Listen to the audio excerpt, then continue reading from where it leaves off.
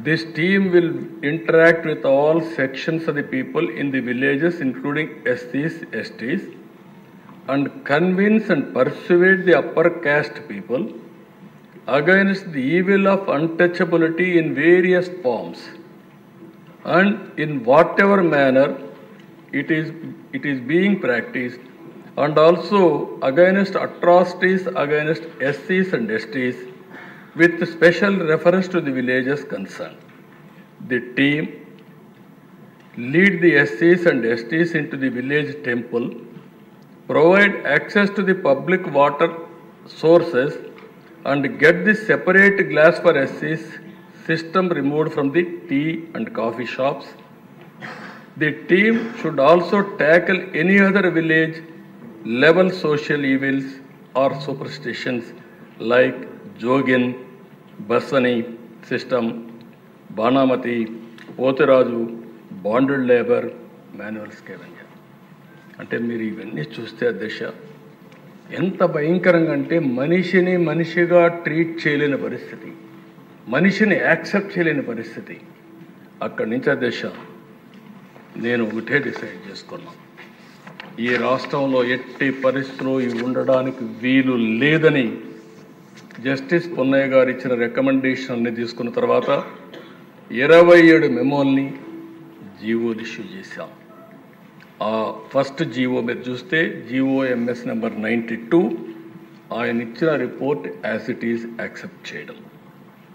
రెండో రిపోర్ట్, గిరిజన ప్రాంతంలో గిరిజన భూములని కొట్టేసేవాళ్ళు, వేరే వాళ్ళు పోయి ఆక్యుపై చేసుకొని, అవన్నీ కూడా ITDAకి అధికారాలు ఇచ్చి గిరిజన భూములు వేరే వాళ్ళు తీసుకోవడానికి వీలు లేదు, ఈ భూములు గిరిజనులకే ఉండాలని చట్టాన్ని తీసుకొచ్చిన ప్రభుత్వం అమలు చేసి సిన్సియర్గా అమలు చేశాం. SCలు అదే మరి ఇంకొక పక్కన 694 జీవోల దిశ SCలు మరి ST సమస్యలు పరిష్కరించేదానికి జిల్లా, డివిజన్, మండల స్థాయిలో పరిష్కార సెల్స్ ఏర్పాటు చేశాం. ఇంకొక పక్కన చూస్తే దిశ 105 జీవో ఇప్పుడే ఇప్పించాను.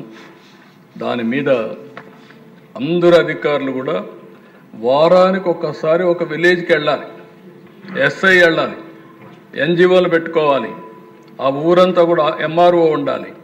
ఆ ఊర్లో ఎవరైనా సరే ఇలాంటి అన్టచబిలిటీ యాక్ట్ కానీ పాల్పడితే SC అట్రాసిటీస్ యాక్ట్ పెట్టి వాళ్ళపైన చర్యలు తీసుకుంటాం చాలాసార్లు చెప్పడమే కాకుండా విలేజ్ వారిగా వెళ్ళి టామ్ చేసేవాళ్ళు, దండోరా వేసేవాళ్ళు, చూసేవాళ్ళు.